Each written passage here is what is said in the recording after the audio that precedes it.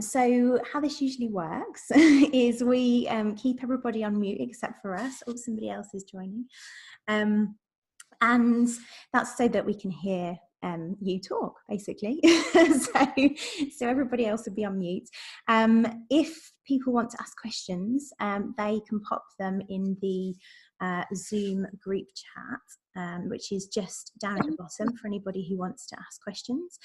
Just pop your questions as we're going along in the chat box, and we'll be able to address those whenever there's a kind of relevant space to.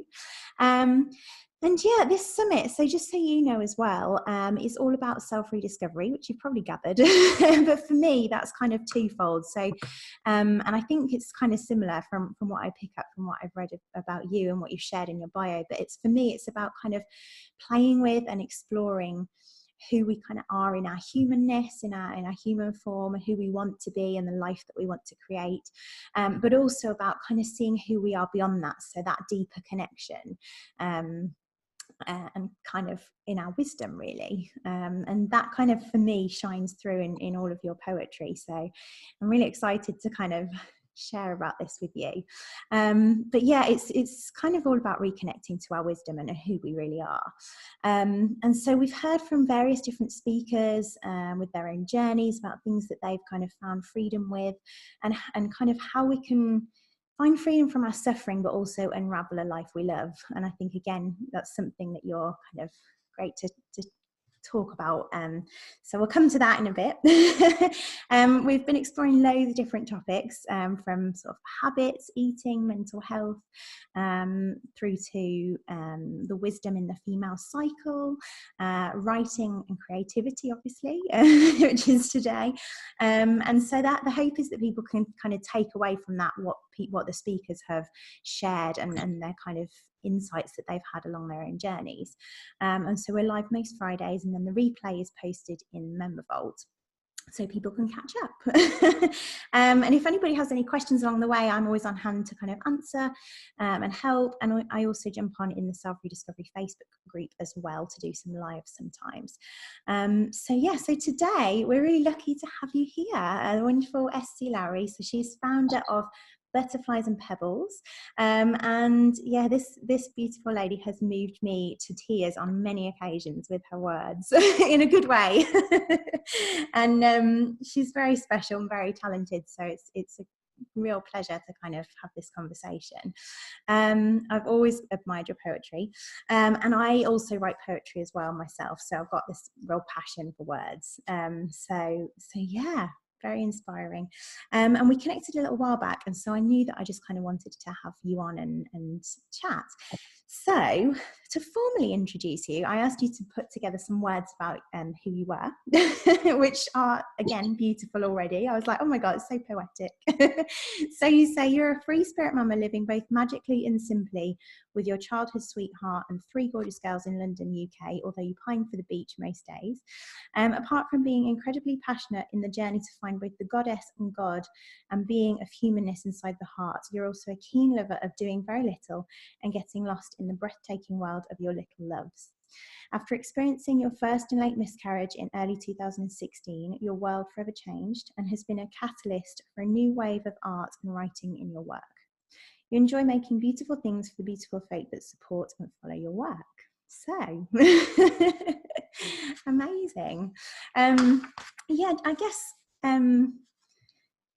just because you have such a way with words and you're so creative, I loved how poetic that was.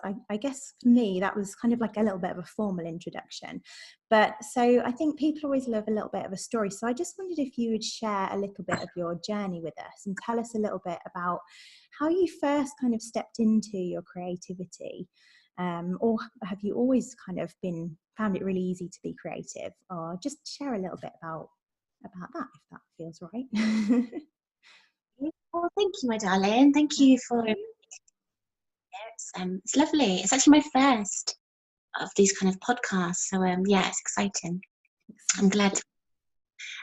Okay, so I basically had quite a huge experience, my own kind of journey home, journey kind of like coming home to myself in about 2010. And that journey, it was triggered by basically a huge collapse in my life. Everything collapsed. There was like a huge earthquake, and I lost a lot, and I started again with very little. But also I started with the most important thing, which was my husband and my first daughter. And and that began a journey of real introspection and just a kind of digging, really wanting to know more than ever before what the meaning of life was for me, where I would feel where I would feel I was most likely to grow and to blossom, because I'd gone through this huge experience where I'd invested so many years of my life into a way of thinking and into a business that I was running at the time with somebody else, and I'd watched everything collapse, through it. So I kind of just felt like I fell on my face and decided to stay on the ground and just sit on my bottom and look up and look around me and not move until I felt like I was truly being honest with myself. And so that kind of began an 18 months process of introspection and just really kind of asking questions and getting really honest, It was an amazing time. It was a really hard time because I had to let a lot of stuff go. A lot of the things that had collapsed, I then too had to grieve and release. But I soon became pregnant with my second girl, which kind of furthered me on and inspired me to continue. And and it was kind of like a tunnel experience, kind of like a rite of passage, kind of working through a lot of darkness. But I felt kind of just before the birth of my second girl that I was ready for this, new sense of life and well-being. Then I had her, and there began a kind of new chapter in my life. And a couple of years into being mama to her as well, I decided I wanted to get back to writing and begin from this new space that I found myself in. And that's when Butterflies and Pebbles began. And that's when I opened a page on Facebook and just wanted to kind of work out whether people found what I found interesting as well, whether they kind of resonated with, the principles and the things that I had uncovered in my own personal journey. And it really took off at that point, I had lots of people sharing my work, and that's kind of, that was like the birth of Lowrie and Butterflies and Pebbles. And I don't know, that was 2014. So kind of coming up to 6 years now. Wow. Here I am. Here I am today. And I've created a whole kind of career out of it and a lifestyle from it. A thriving business. And it's all based on kind of, on beginning with nothing, starting again and just choosing to be really honest and trust that I would find the deepest truth inside of me eventually. Yeah, I love that. And what really comes across in all your poetry, and as you're just speaking there, is this kind of deep acceptance of what is in life right now. And I love that, because that's something that I think is so kind of crucial to us dealing and finding freedom with our suffering, because the more we kind of resist it, the more it comes back at us, I think. So I love how you describe that kind of process of just kind of, really, I mean, my whole message itself is about doing nothing. It's like we need to just really get present and just be. And so it's almost like what you're saying is this creativity was just born from that, I think. Is that what you're kind of saying? No, absolutely, definitely. I mean, I come from a really religious background. My family were really religious, and there was a lot of superstition in my family as well. So there was I was brought up with the idea that you couldn't trust what was around you. You had to kind of like always look over your back, because there could be somebody with ill motive, or some force with ill motive that was kind of out to get you. And I realized that through that, what happened was that I was just, coming into my early 20s, I was just very guarded, because I had kind of, understood that, that I had to kind of always protect myself, that I couldn't kind of let my guard down and just be myself. And my 20s kind of saw a kind of great rebellion in my life, where I kind of just wanted to shake all of that off. And then I did the opposite. I kind of then took my guard down completely. and therefore I was like kind of overexposed, and I kind of, gave too much. And then my 30s, which is where kind of like this big shift happened in my life in about 2010, was me looking back on those two extremes and finding the happy middle, whereby I could like open my heart to the sun and to the rain and to the earth around me. But I also needed to open my heart to myself and find my own truth. And I felt that up until that point, I had just been running along on the things that other people had told me. And so one thing that I really wanted to challenge was this idea that life was out to get me, that I had to kind of protect myself. I just didn't believe that, and I kind of went on a hunch, and I chose to trust life again. And it meant trusting life when there was nothing around me, when everything that I thought was important had disappeared. And it was the best time to trust, because, if life was going to work for me now, it would prove that, life was trustworthy. And so I stayed with my nothing, and I just sat, like I said, like in my heart. Obviously, I kind of kept on maneuvering physically. But yeah, I sat with my moment. I sat with this point I come to my journey, and I decided I was going to stop running away, and I was going to stop hiding, and I was going to stop defending and looking over my shoulder, and I was just going to focus on what mattered, which was my interior world, and really begin a healing journey. A journey of immense healing. And yes, you're right, that has stayed with me the whole time through. A lot of my work now is based on suggesting to my lovely folk that what it is that they feel they have to run away from, maybe they don't. Maybe they can make friends with that as well. And I found that too, that everything that I called a monster in my life actually wasn't a monster once I kind of just sat and decided to take away all the labels. For me, that's such a big thing. And it kind of really, what you're describing for me kind of illustrates the two things for me. Is the first one, that you had this hunch that you just followed, which is like this inner wisdom that was there guiding you this whole time. And everybody has their own labels for it. So it's for it's kind of this intuition though. And so it's like this hunch was like, this little voice was like, no, it's safe. You don't need to think like that.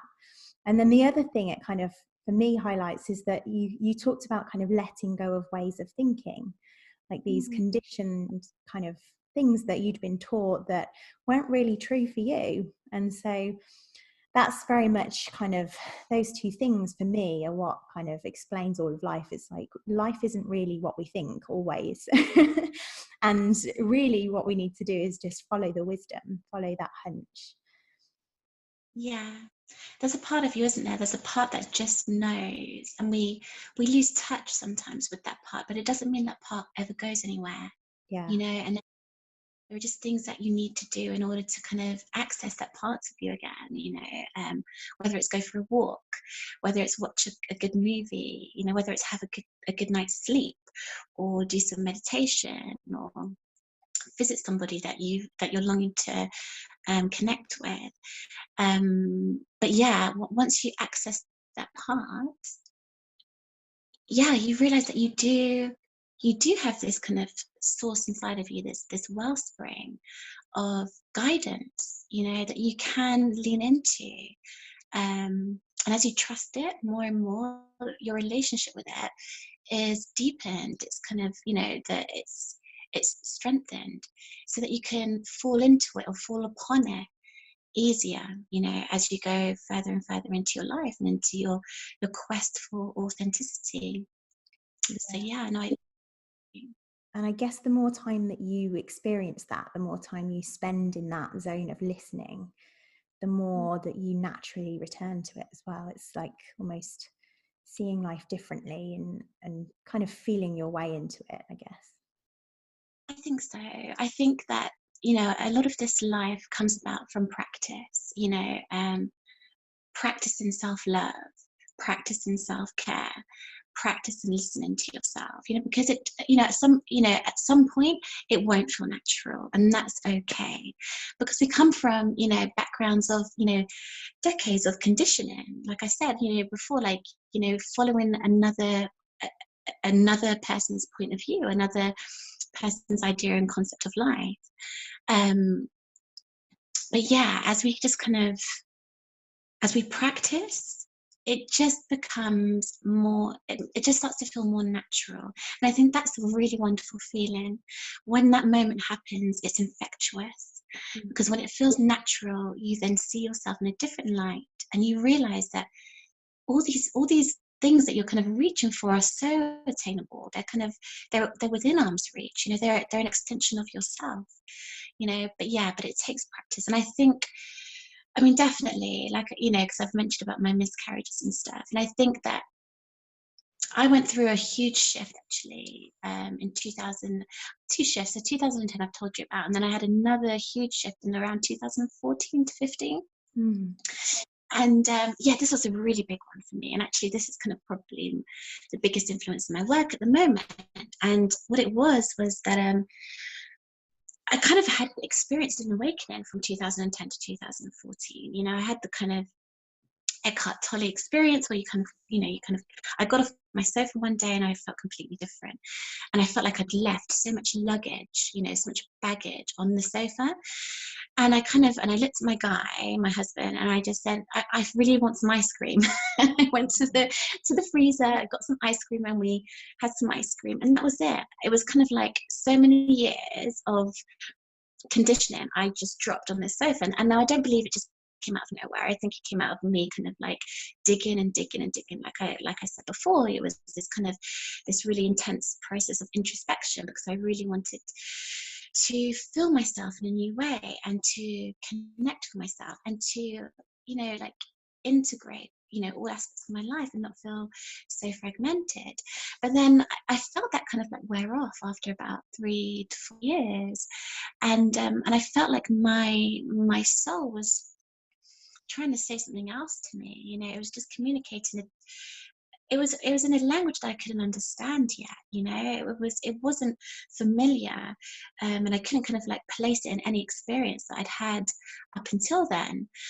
And it spoke to me through sadness. I just, after 3 to 4 years of living on a high of gratitude and, openness, and really kind of like feeling like I was cemented in the now, this sadness just came out of nowhere, and it just was so heavy and so noticeable that, I couldn't resist it. I couldn't kind of just, affirm it away.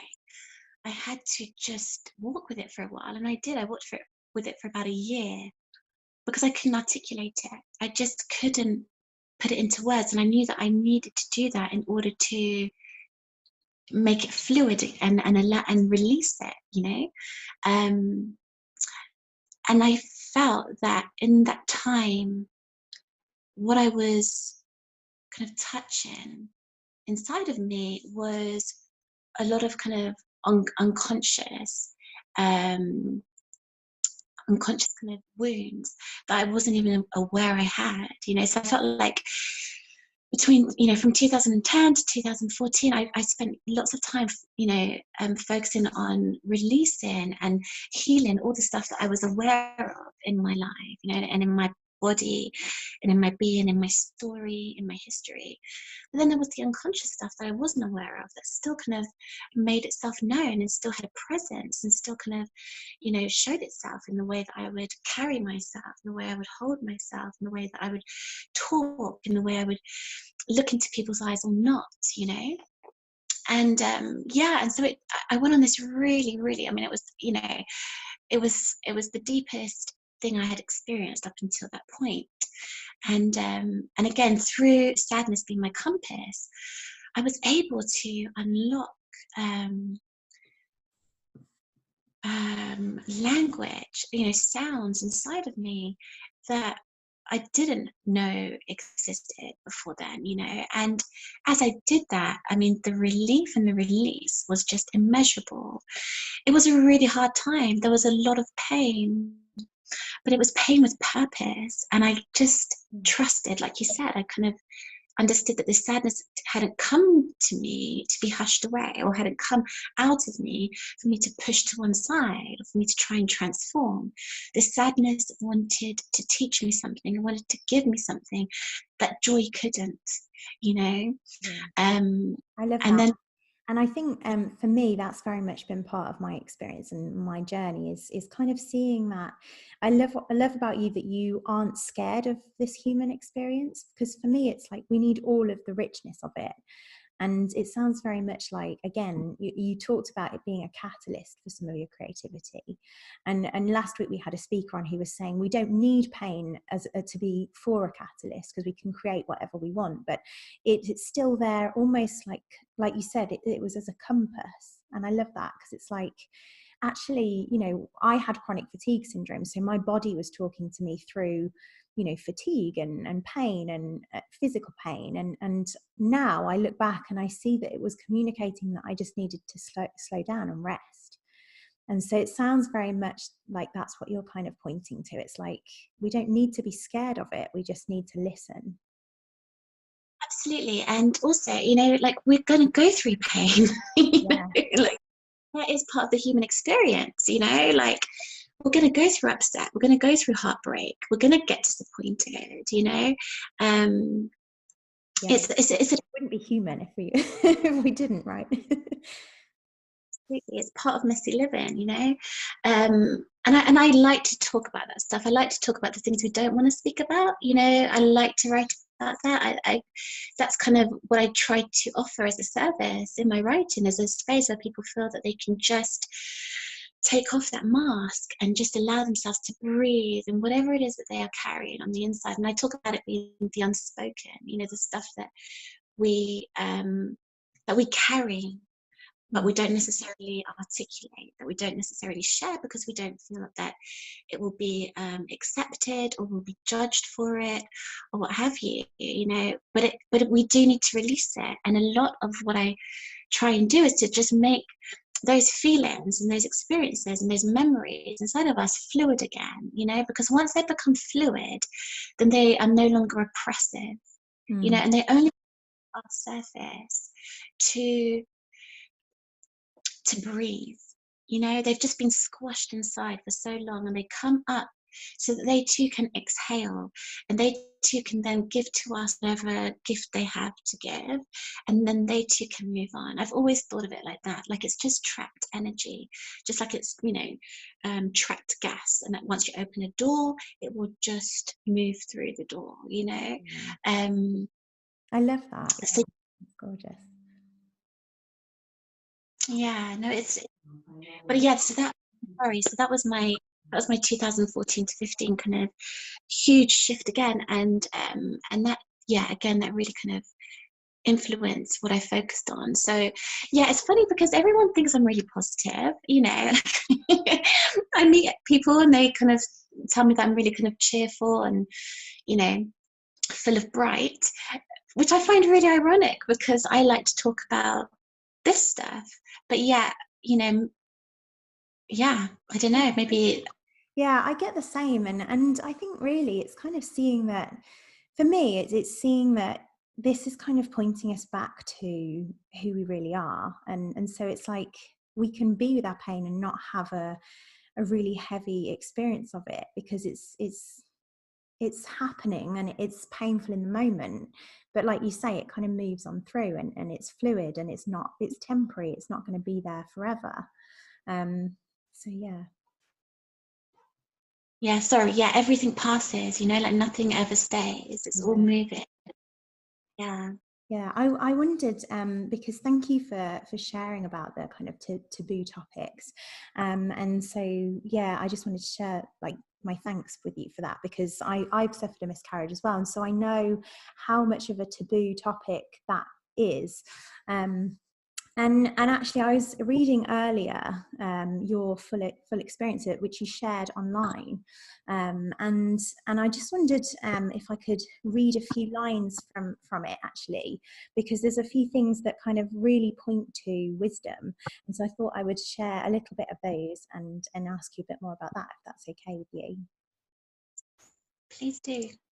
Yeah, so the first one was, you said, because you were talking about your experience during the miscarriage, so you said, I loved my body in that moment. For all the years I have wanted it to be different, less or more, I now had new and undeniable love and deep respect for it. I was in awe that it could go through something so tragic, though entirely natural and primal. With how it had taken over, knowing that I must return to it again and again, in those times I get lost in my mind, because it's just so intelligent, so aware of my immediate needs.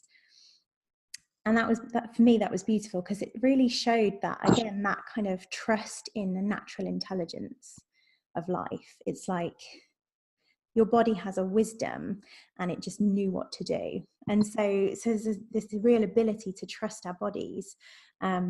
And I just wondered, had you always kind of been aware of that natural flow of life, or was that more when you were kind of rediscovering yourself on your kind of journey inwards, I guess? Yeah, I think no, I think no, I don't think I always had it. I think it kind of was something that became clear to me through having children, actually, and maybe just before. But no, I didn't. I wasn't. I was really detached from my body for at least until 25, and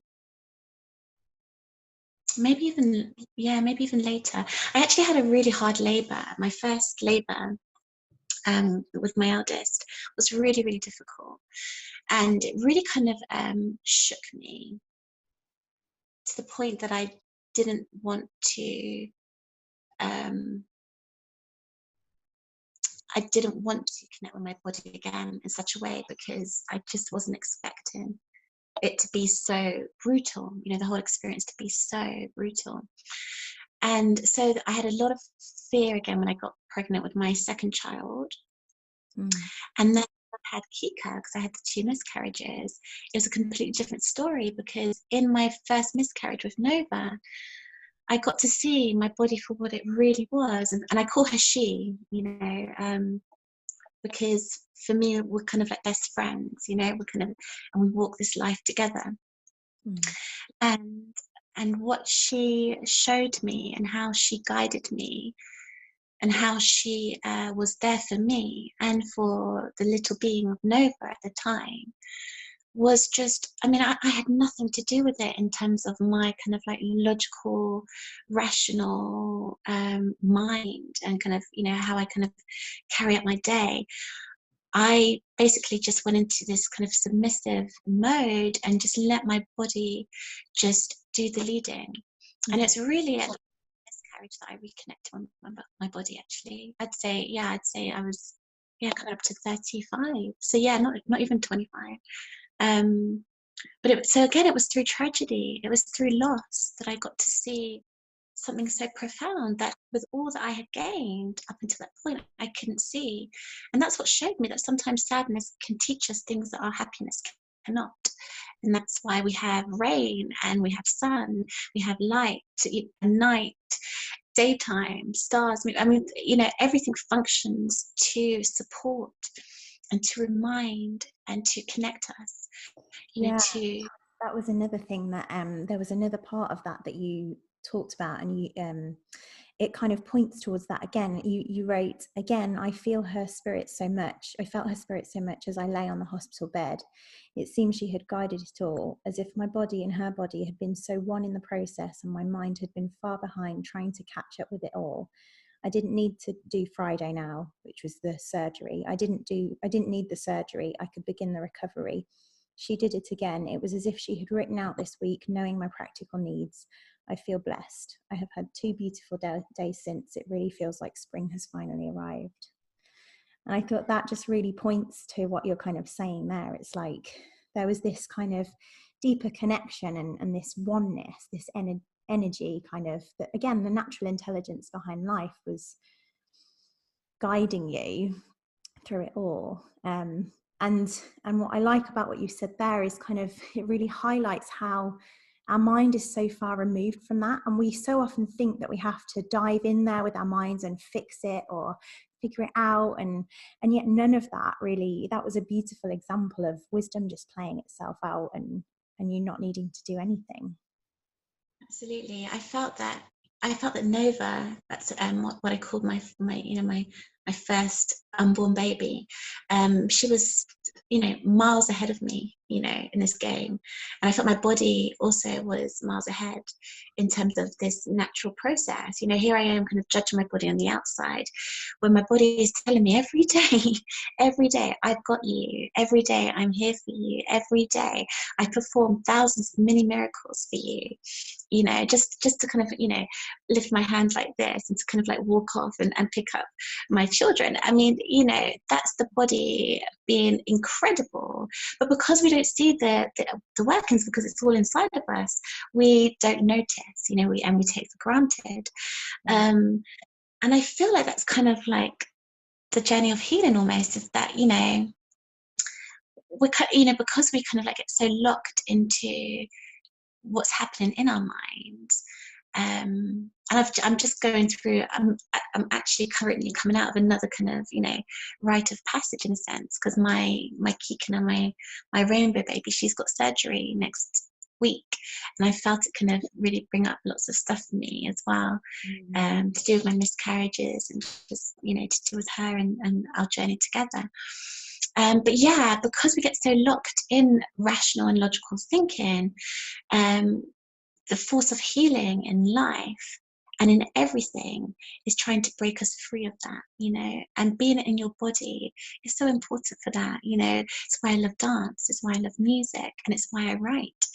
I do it so that I can kind of just have that kind of that spirit, that creative energy take over and just do the leading and me do the following. Because when I do that, I have the most miraculous experiences, even if tragedy is the title of them, there's still miracles to some degree, or and they kind of change or they transform my life and the path I'm walking at the time.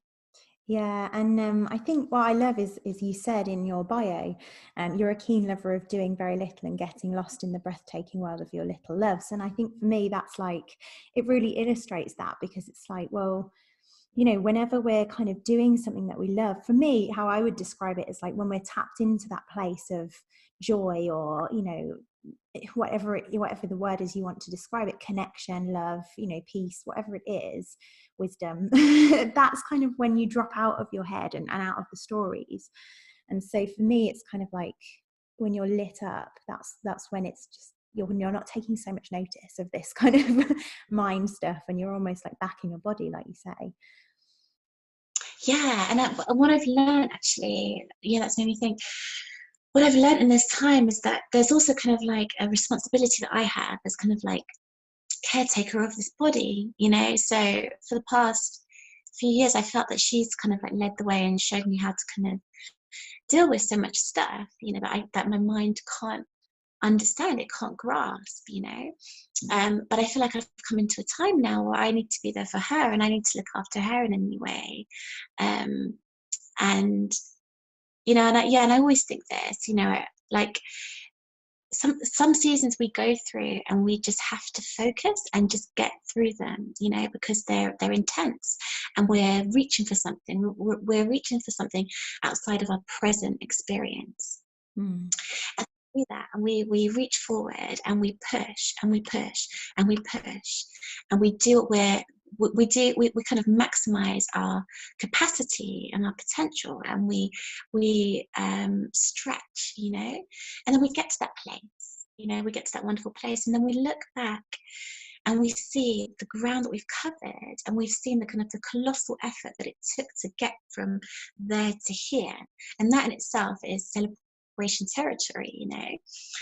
But then we might look down, and then we might kind of see kind of little scratches and cuts and grazes that we kind of like gathered on the way that we didn't have time to kind of focus on or even feel, because our focus was just for what was ahead and what we knew we needed to get. And I feel like my body's done that. I feel like my body's kind of really kind of pushed me to this point whereby I can now balance my heart and my soul and my mind and kind of be in love with all of my faculties.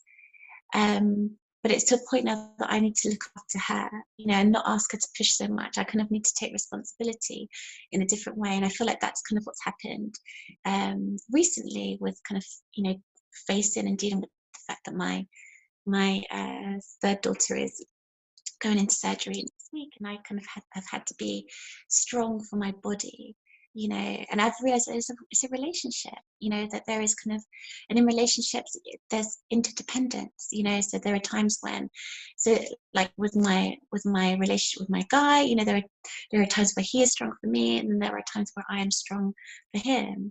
And I think it's really important that we find that also with our bodies. There's times when our bodies are strong for us, and then there are times when we need to be strong for our bodies. And I've really, yeah, it's kind of, again, reminding me of that kind of flux like we were talking about. And like, we so often expect like life and creativity to just be like this, and actually it's kind of more like this often.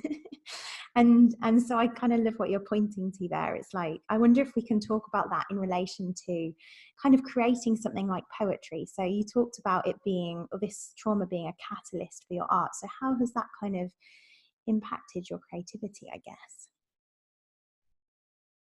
yeah, okay, it's a big one.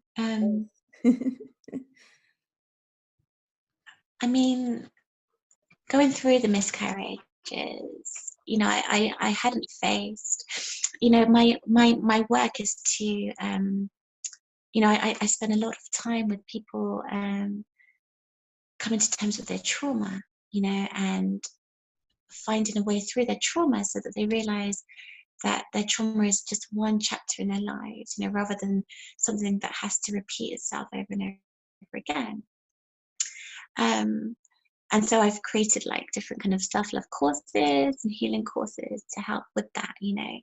And then, you know, I kind of went through my miscarriages, which was trauma beyond anything that I've experienced. Because like I say, you know, when things are happening around you, there's a story to be told outside of your own story, which allows you a space where you can kind of find a position of objectivity, and you can kind of see things through like a bigger lens. You know, you can see like the bigger picture. When it's happening all inside of you, and you might have found this with your chronic fatigue, you know, when you're kind of feeling, when you feel death on the inside of you, when you feel death in your body, but you don't die, it's a very strange conundrum to kind of, you know, find yourself in.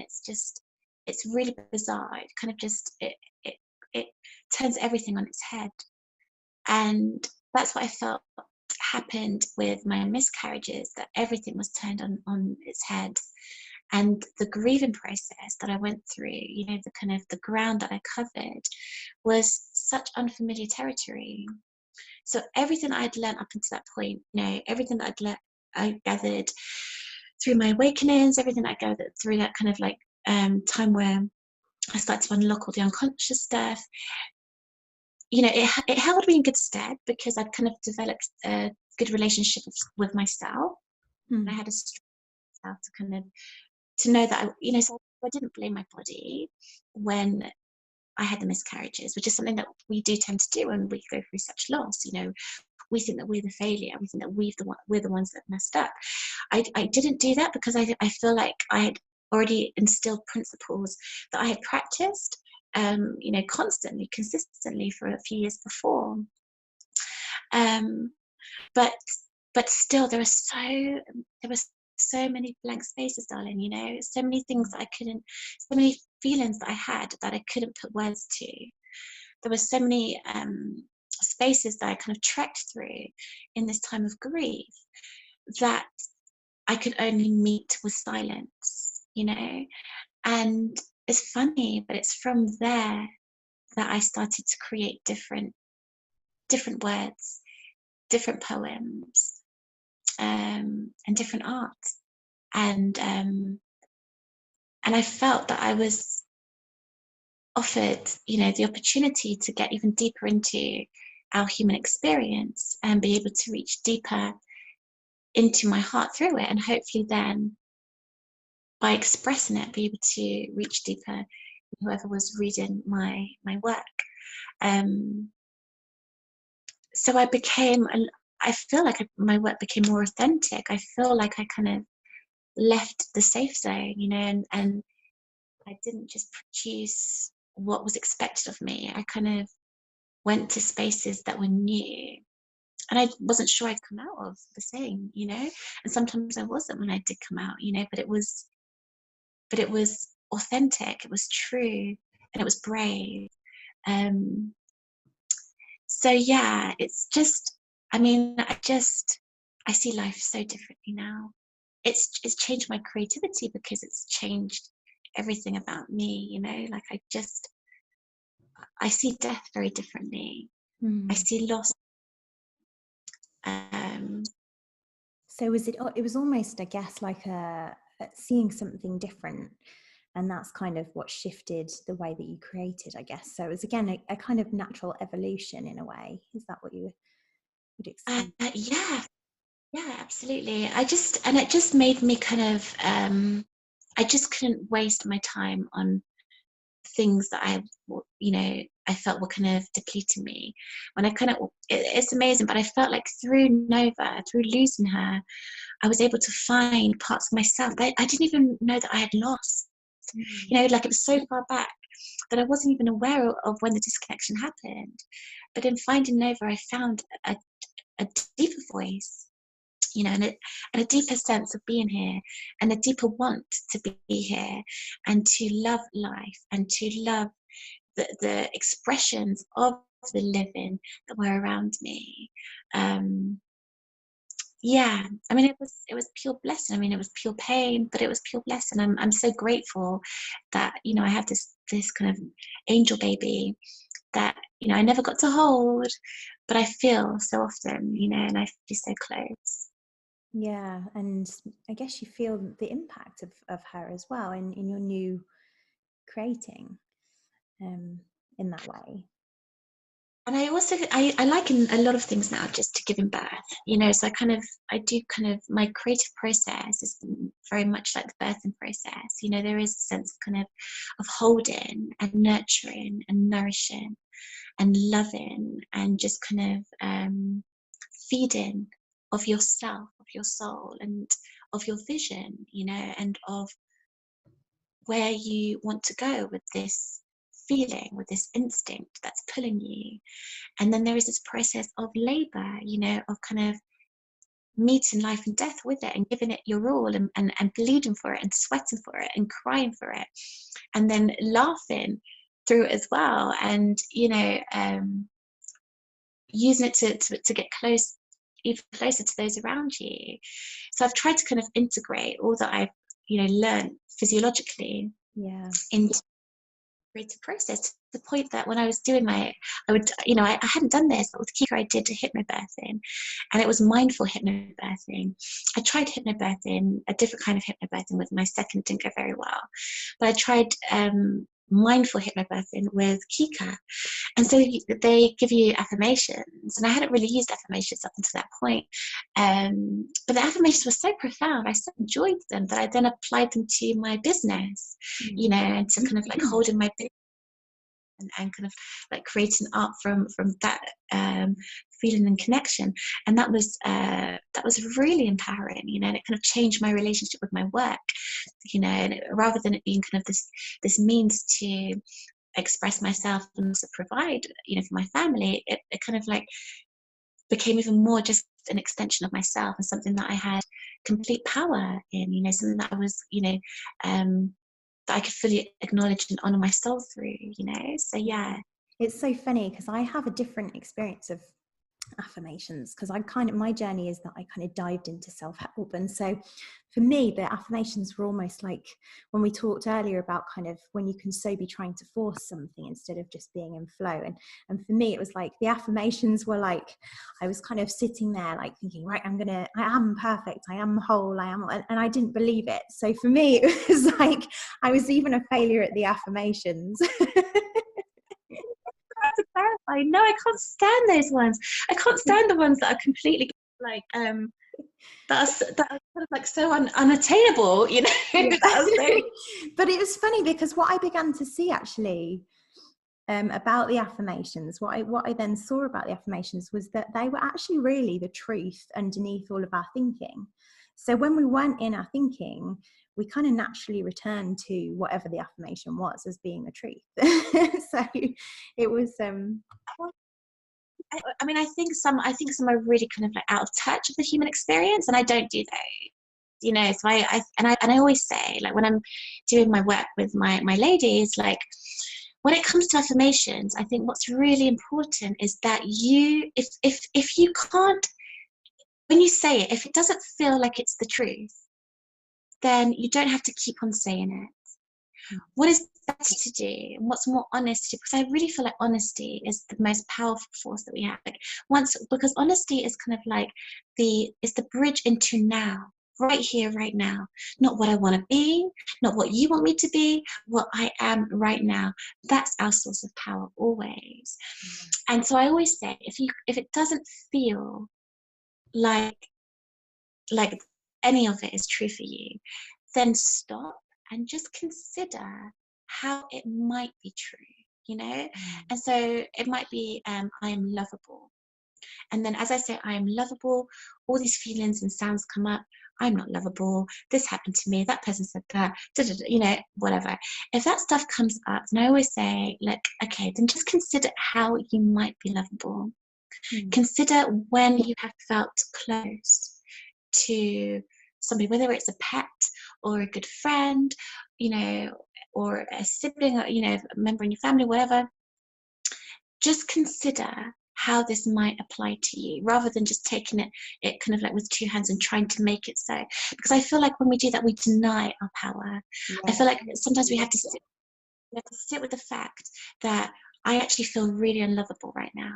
Because that's probably what will happen when you start kind of considering it. You actually say to yourself, well, I don't feel lovable, because, and then we start to spill. And in our spilling is our release. We can kind of like release some kind of emotion that we've trapped inside for a while. And then through the release, we then have kind of like an opening, a moment where there is space and nothing fills that space. And what often happens is that in that space, then, like you said, the deeper truth comes up. Yeah, or at least that. I really love how you've explored that there, actually. And it's for me, I say a lot to my clients, it's like, stay curious. I like kind of stay curious about what could be true and what could be real, because usually we're living in our heads and that's just telling us a story. So yeah. It's a story that needs to be told. I think that it has worth. I think that we can learn, that we can kind of, the balance is to kind of bring the mind and the heart together, isn't it? So it's not to kind of like push it to one side, but what happens often enough is that we kind of get so stuck in those stories. So in the past few weeks, I've really a lot of fear came up for me, and kind of like getting ready for Kika surgery, and I sat with it because I felt like I had to kind of give it voice. These were feelings inside of me that needed to come out. Because if they don't come out, they stay in and they just then become more toxic. And then when I look inside, I can't recognize what's inside. And then I feel even more, disorientated and kind of disconnected from myself. So the key is always just to kind of like be honest with what's coming up. So my mind was really playing. It had such a huge voice, kind of like beginning of January. But I listened to it, and I just felt like I wanted to acknowledge it. I wanted to give it kind of Yeah, like the limelight. it's kind of Like like this kind being of, kind to it. It's like allowing ourselves to see that it's there and hold it, but know that it might not be the truth. absolutely. But I do think that I've just had this experience in the past 3 days, is that as you let it speak, when it comes to its end and it doesn't have anything else to say, it kind of has brought you somewhere, and it takes you to something new and deeper inside of you. And then comes your moment of like epiphany, I the love light that. bulb.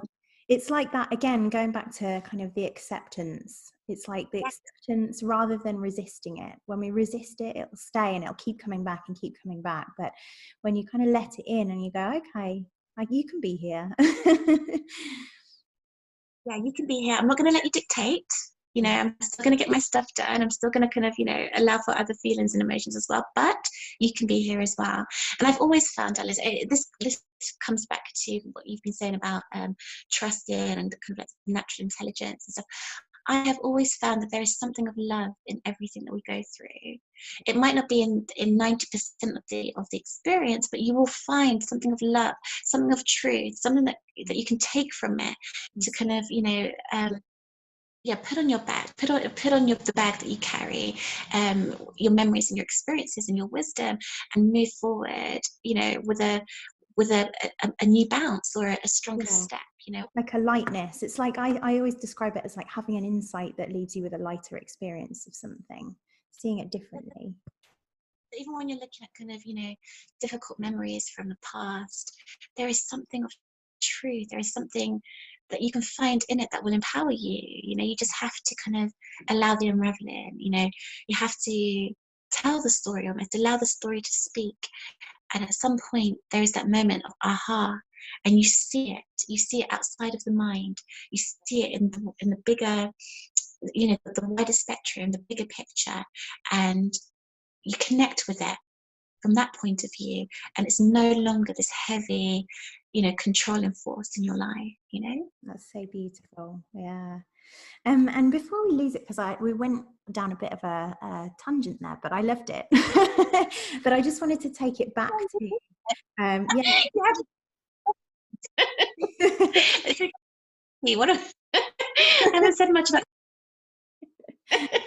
Yeah, I just wanted to go back to kind of the creativity and the creative cycle, because I loved what you were saying about that, and so I just wanted to continue that a little bit, because it's like we, again, like I was saying, we kind of expect creativity to be like this, but it's kind of more like this, or more of a cycle. I love how you kind of described it as like birth, because it is, and for me, I kind of describe it as like seasons, so like autumn, summer, winter, spring. It's like I think, again, you can see the creativity cycle in that.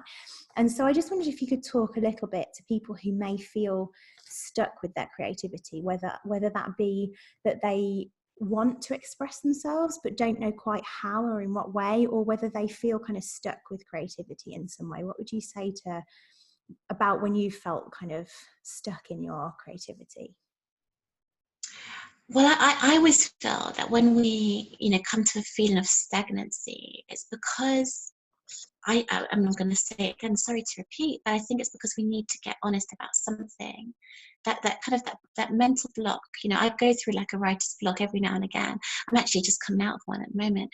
But it's because there's something in us that wants to be said that we are either too scared to say, or we haven't tapped into yet, or we've pushed it away in the past, but there is something that wants to be acknowledged, something that wants to be honored, that wants the same respect as everything else that we honor in our lives.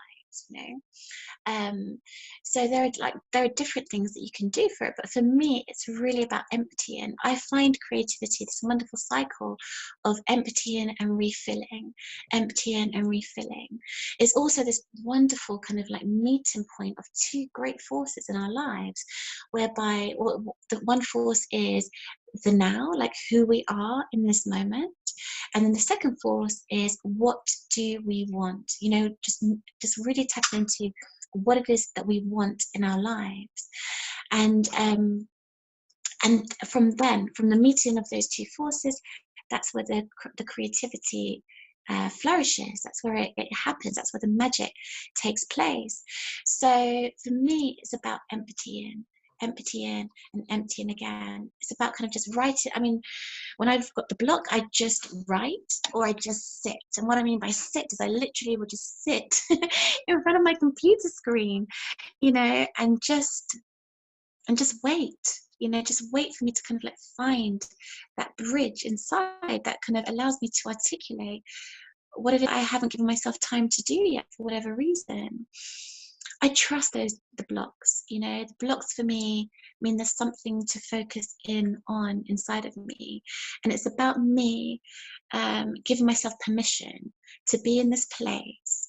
It's about me giving myself permission to be whatever I am right now. So like I said, recently, in facing my fear, what I did actually, part of my reset course, I do soul resets throughout the year. And one of my principles was to get ugly, and in getting ugly, it's how we birth our intention, which kind of seems, contradictory. But the irony is that once we get ugly and we empty out everything that we feel we're not allowed to say, and we write everything that we feel like we're not allowed to write, and we do what we feel like we're not allowed to do, we make the mistakes we feel like we're not allowed to make, we then create this space, this wonderful kind of blank canvas whereby anything can happen. And in me kind of just, I realized that what I've been doing for the part, well, since early January, was I was just kind of like tiptoeing around my fear.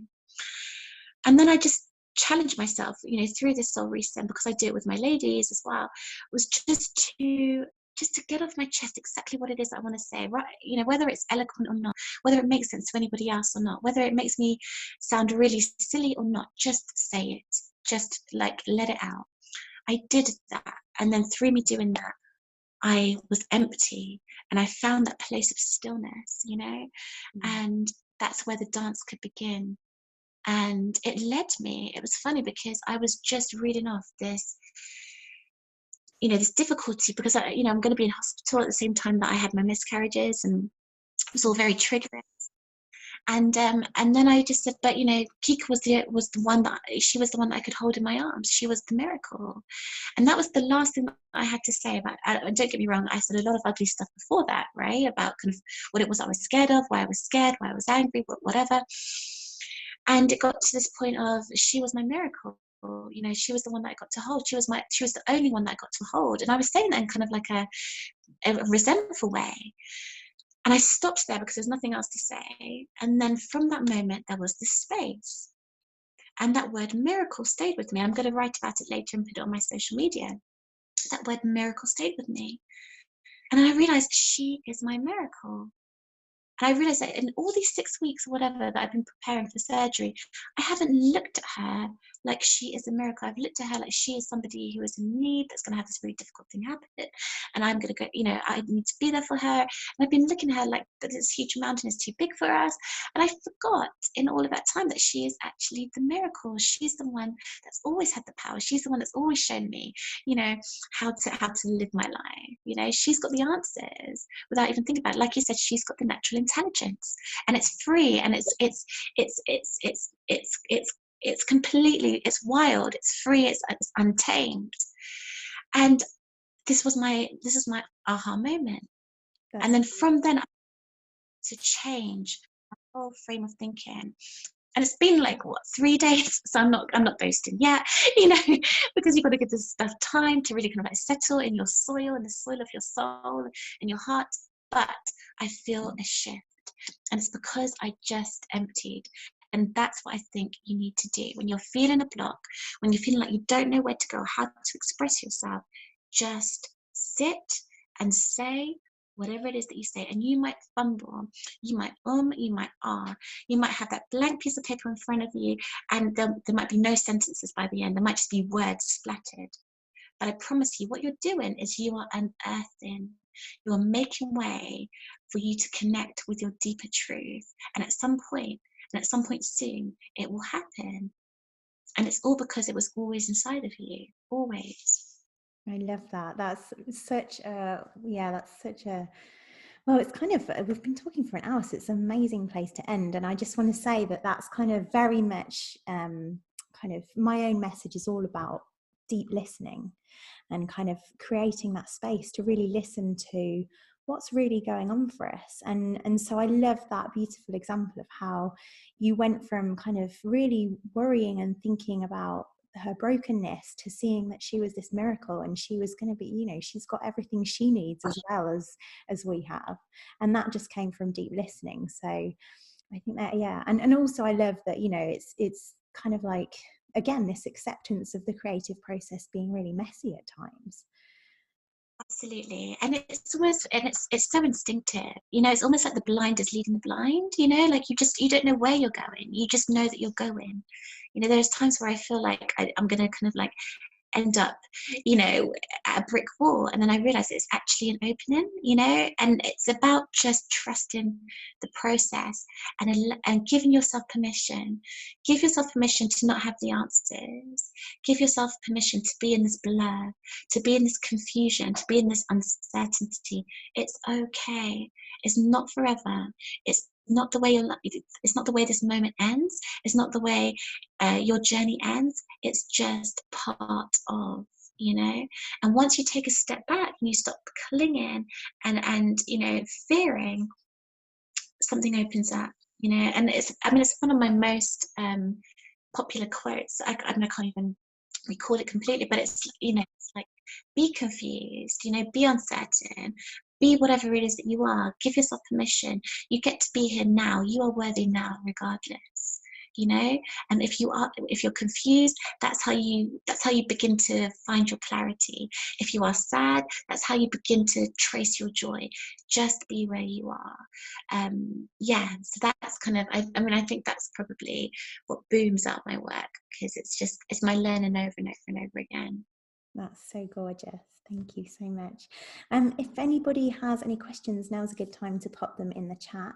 Haven't had any so far, but I think, oh yeah, people have probably just been riveted listening to, to you sharing, because I know I have. I could chat for hours. But yeah, if anybody's got any questions, just let yeah, it's so gorgeous. And yeah, your message so overlaps with what I share. And what I just want to add for people who have been listening to the series as well through the whole thing, is that I talk about, there's 3 principles that I talk about, which are basically explaining how the human experience works. So that is that we think, that our thoughts create feelings in our body that we can, you know, be there to hold, but that underneath all of that is this natural intelligence and this wisdom. And that for me makes up, you know, explains everything that we've been talking about. And I'm not sure whether you've heard of the 3 principles, but I'm guessing not. But what I love about that is so many people are like, well, what are the 3 principles? I need to get to learn them. And again, it's like that intellectualizing it. And I think you're kind of proof that although the 3 principles helps us understand what life is doing, we don't need them, because you know, it's happening like that anyway. That is just what's happening. And so yeah, you're a great example of that, because you've basically just explained it all without knowing about them. So so that's amazing. Thank you so much. I just wanted to kind of open up for you to be able to share what you're working on at the moment, in case people are interested, and where can they find out about you as well. Yeah, so I mean, I'm not doing too much at the moment, just because, like I said, Kika's surgery is next week, so I'm kind of like quite consumed with that, just practically. But yeah, I've actually got a reading coming up at the end of March, hopefully, if Kika's recovery goes to plan. Yeah, so I'll be kind of, it's set in America, but we're going to do it kind of like this, and there'll be kind of like a Q&A, more about my poetry rather than my inspirational writing. And yeah, and I've just got this messy book, you know. I've been trying to, well, I kind of wrote a big bulk of it last summer, and then Kika got sick, and it just, you know, Kika's sickness just kind of like derailed my plans for the book. So I'm just kind of gonna finish that once Kika is, you know, on the road to recovery, you know, bundling, jumping, and, you know, driving on the road to recovery, like I'm sure she will be. So Oh yeah, well I wish her luck with all of that as well. I'm sure she'll be absolutely fine. And yeah. Well, amazing. And if people want to follow you or hear more from you, where's the best place? Yeah, I mean, I have my Butterflies and Pebbles page on Facebook, s.c Lowrie on Facebook as well. My Butterflies and Pebbles is more like my general stuff, it's kind of like stuff for every day. My SC Lowrie is more my personal kind of like reflections, things that I want to just share about my own journey. And then, yeah, I have the same on Instagram as well, Butterflies and Pebbles. And then I have my shop. I run a shop on Etsy at the moment. It's Butterflies and Pebbles because I couldn't fit in and there wasn't enough letters. But yeah, there I kind of I sell my art and I sell my books, and I run my e-courses through that platform as well. And they kind of, yeah, they go throughout the year.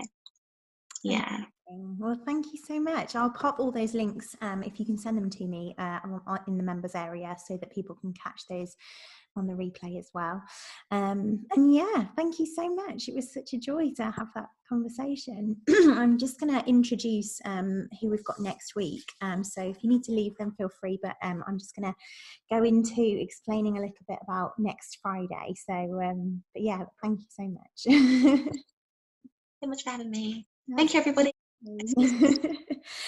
So next Friday, the 6th of March at 8 p.m. GMT, 12 p.m. Pacific and 3 p.m. Eastern same time, we're joined by money whisperer Tonya G.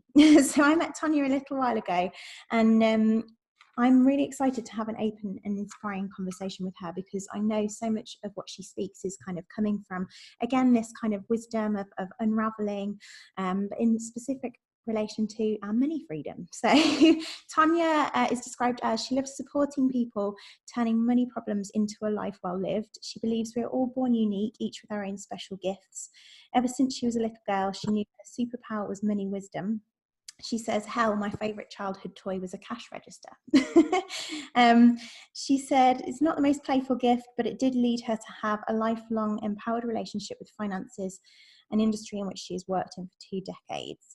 Born and raised in Brooklyn, New York, her early career was spent in a bank, but she began to see something different that helped people tune into their own wisdom about personal finances.